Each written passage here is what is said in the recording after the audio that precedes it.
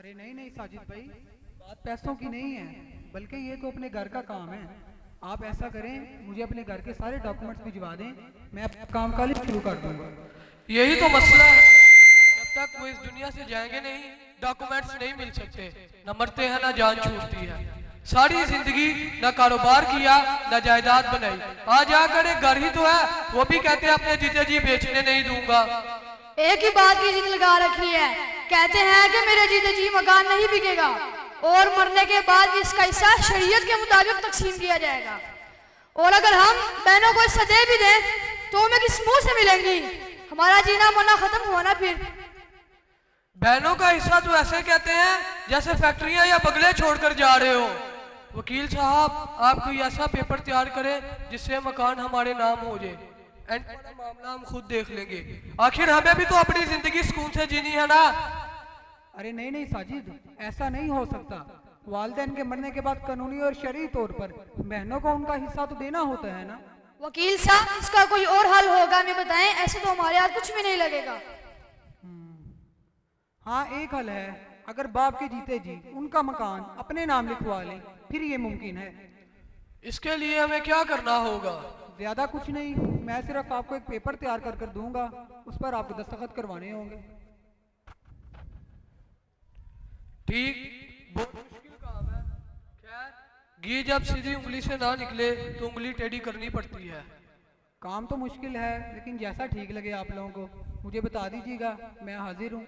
अभी मुझे मीटिंग के लिए जाना है, देर हो रही।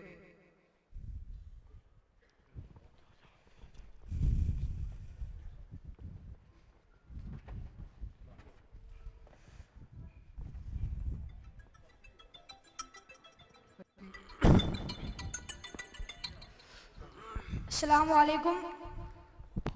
जी साजिद भाई भी ज़रा काम गए हैं।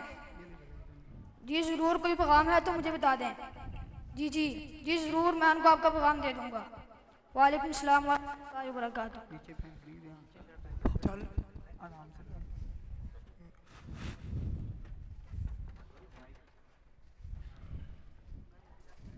मेरी बात सुन बेटा, मेरी बात सुन।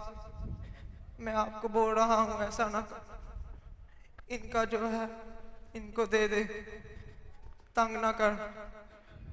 मैं तुम्हें बोल रहा हूँ बेटा, तेरे बाप को तुझसे बड़ी उम्मीदें हैं, इनको तंग ना कर। मेरी बात सुन बेटा, मेरी बात सुन। मुझे कोई बात नहीं सुननी, इस पर साइन करे और मकान मेरे नाम करे। बेटा मेरी बात मान, ये सब कुछ तेरा ही तो है। अगर ये बात है तो बहनों को बता दे, इसमें से कोई हिस्सा नहीं मिलेगा उन सबको। इनका हिस्सा होता है बेटा, होता है बहनों का हिस्सा। जब शरीयत ने इनको हक दिया है तो कौन होते हैं इनका हक छीनने वाले? इनका हक बनता है बेटा, बनता है।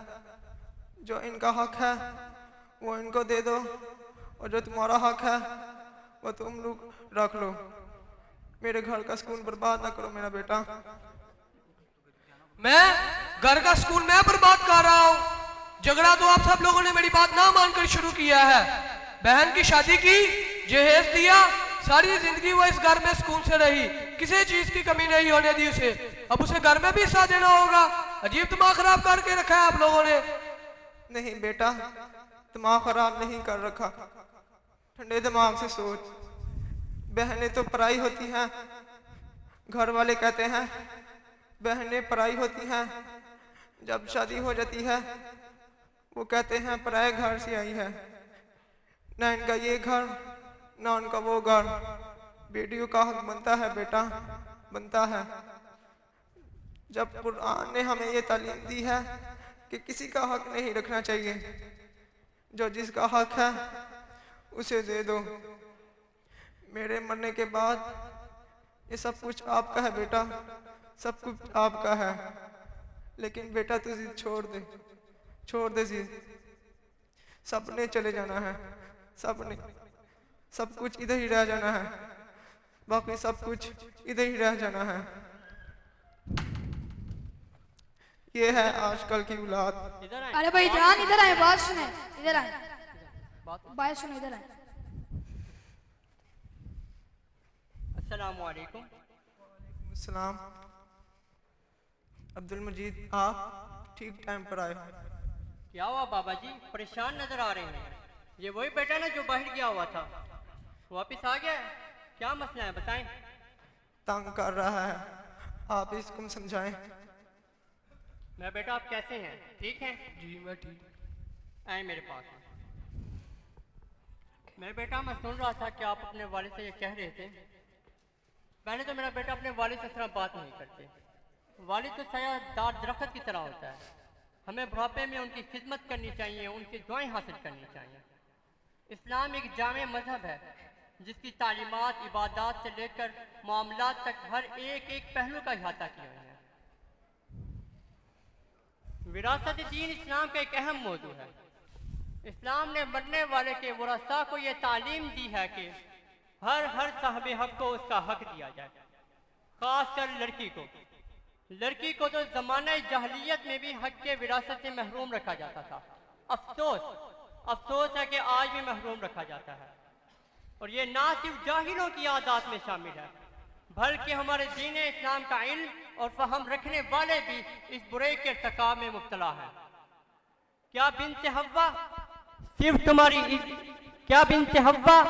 तुम्हारी इज्जत और ताजीम की सारी जिंदगी ड्यूटी अंजाम देती रहे? क्या वो तुम्हारी औलादों की खिदमत में मसरूफ रहे? क्या उसका विरासत में कोई हक नहीं? क्यों अपनी मर्जी के इस्लाम में दाखिल हो रहे हो? क्यों इस्लाम का नाम लेकर भी इस्लाम की तालीमात की फिजा में धज्जियां उड़ा रहे हो? और याद रखना, अगर इबादत में कमी हो गई तो खुदावंद कुद्दूस अपनी फजल की बुनियाद से माफ फरमा देंगे। लेकिन अगर मामलात में कमी हो गई तो वो माफ नहीं फरमाया जाएगा। और मिशकात शरीफ, मुस्लिम शरीफ में ये वाज़ेह फरमाने वाली है कि मुफलिस है वो शख्स जो ढेरों नेकियां लेकर आए लेकिन मामलात में करप्ट होने की बुनियाद पर उसकी मकबूल शुदा नेकियां साबे हक को अनायत फरमा कर उसको जन्नत की अजीम नेमत उस्मा से महरूम फरमा दिया जाएगा।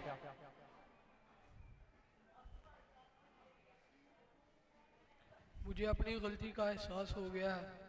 मैं अपने किए पर बहुत शर्मिंदा हूँ। वालिद साहब, मुझे अपनी गलती का एहसास हो गया है, मुझे माफ़ कर दें। मैं अपने किए पर बहुत शर्मिंदा हूँ।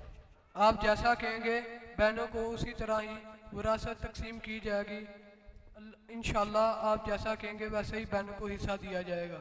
मुझे माफ़ कर दें। हमें माफ कर दे वालिद साहब, माफ कर दे। बेटा, अल्लाह तुझे खुश रखे, आबाद रखे। बेटा, अल्लाह तुझे खुश रखे। मैं रब ताला से दुआ गो हूँ कि अल्लाह ताला हम सबको विरासत को शरीयत के मुताबिक तकसीम करने की तौफीक अता फरमाए। आमीन। वमा अलैना इल्लल बलागुल मुबीन। अस्सलामु अलैकुम व रहमतुल्लाहि व बरकातुहू।